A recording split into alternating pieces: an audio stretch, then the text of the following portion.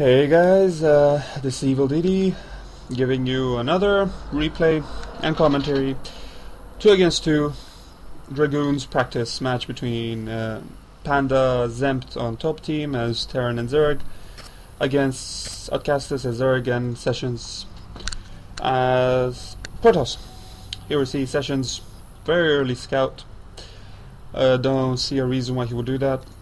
As Protoss, you want to scout after a pylon, which you should get a 9. Pretty much standard things going on for now, except that scout.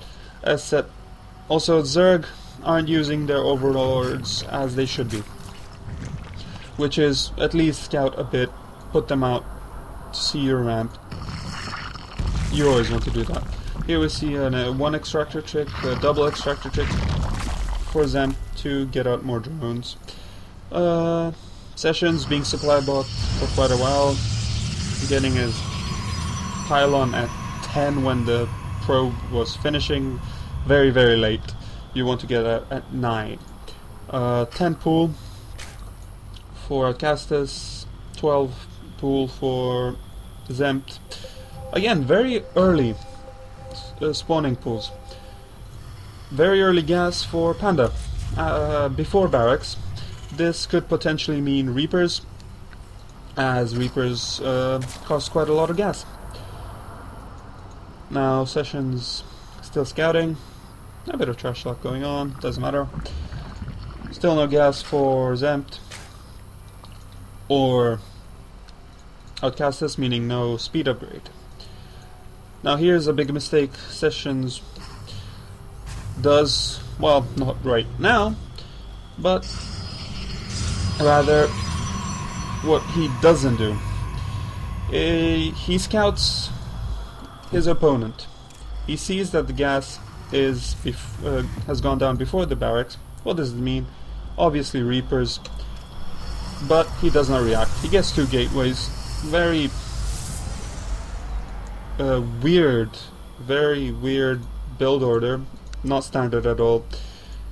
No cybernetic score, meaning these Reapers will be very effective if they come out against these Zealots, because no cybernetic score, or rather very late cybernetic score, means very late Stalker, and you really need those Stalkers early to counter Reaper rushes like this.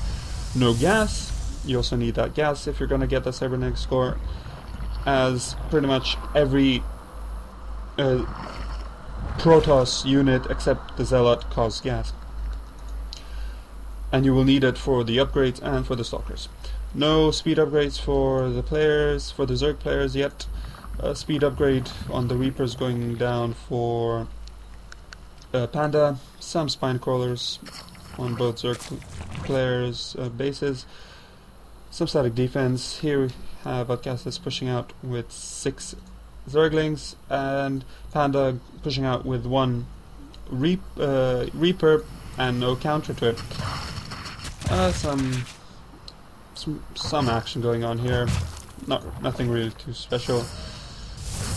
And yeah, that's what's going to happen. You don't get Stalkers, you don't react to a Reaper rush, you're gonna get kited around, and you can't do anything. Again, look, he's pulling his probes of his minerals for no reason. This, you really don't want to do this. What he should do is immediately put them on gas and start pumping out Stalkers as soon as possible. He didn't use that Chrono Boost to build up more probes, and his economy very low. 14 harvesters, 6 minutes in the game. That's quite low. Macro, very bad, I have to say. 600 minerals, you really want to keep it as close to 0 as possible. The macro is quite bad for all players, I have to say. Main reason is, well, they're not using control groups.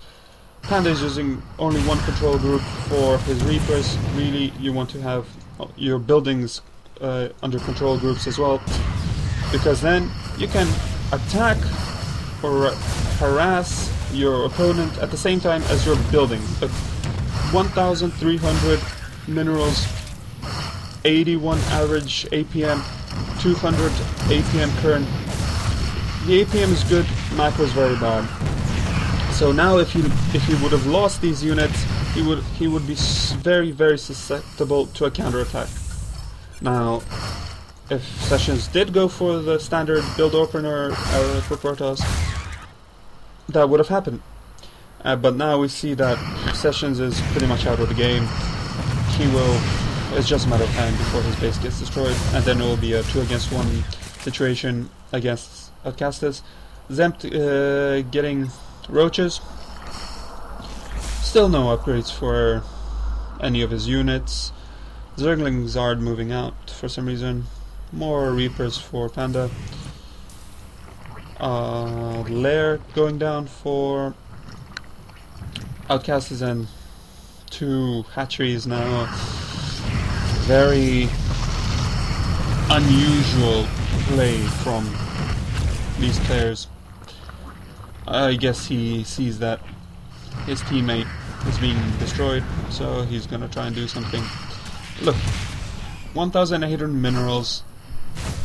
Now that is huge. If you have 500 minerals, okay, you're macro slipping. 1,800, 900, 2,000 minerals, that's just huge. You really can't allow your macro to slip that much.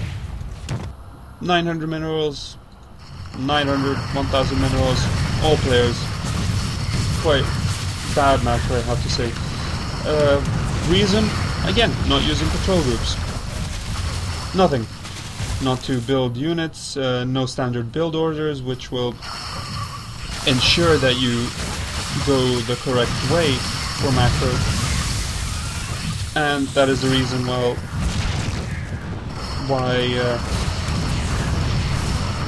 these players have so many excess minerals.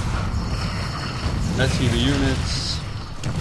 Oh no, 7 Reapers. That's all he used.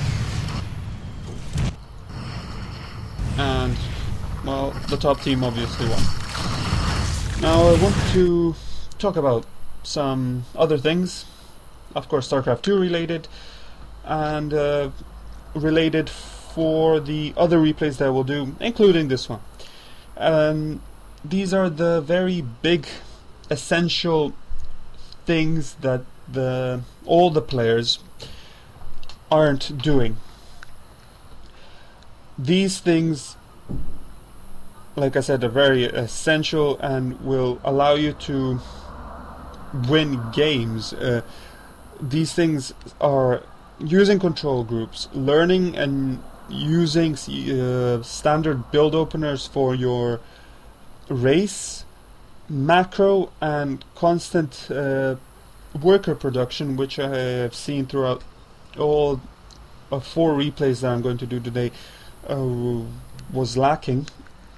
If we see the workers now, Panda 25 workers, that's okay. Xempt 20 workers, you would want slightly more. Okay, we can't see how many workers the bottom team had since it's the end of the game. I could rewind a bit, but again, sometimes very low, and this will hurt your economy. Another thing that I want to talk about, another essential thing, the last thing, is scouting and the information you get from scouting. Scouting isn't just finding out where your opponent is. It's much more important than that. Scouting allows you to see what your opponent is doing. If you scout at the right time, Sessions did scout early, but he did get into Panda's base at relatively a good time.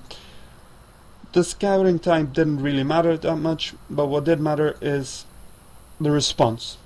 Now, when Sessions scouted, he came into his base, saw, what did he see first time?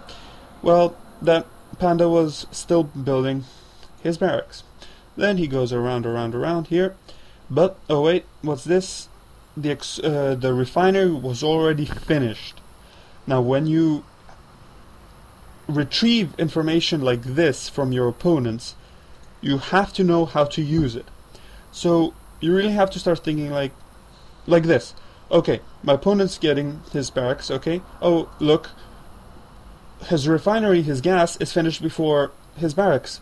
What does this mean? He wants early gas. He needs, and why does he want this early gas? Because he needs it. Now, what does he need it for? Which units of his race require a lot of gas? Reapers. So immediately, once you see this early gas before barracks, you need to start thinking, okay, Reapers. Now, if you see that, for example, your Zerg opponent is getting very early gas or double gas, and you have to think, oh, he's going to be teching very early to lair and then getting Mutalisks, maybe Hydras, but probably Mutalisks, because those are gas heavy. And you have to respond immediately, as soon as possible, to counter this and ensure a victory. Now, that is pretty much all for this replay. I will do the other replays now. Also, be more critical.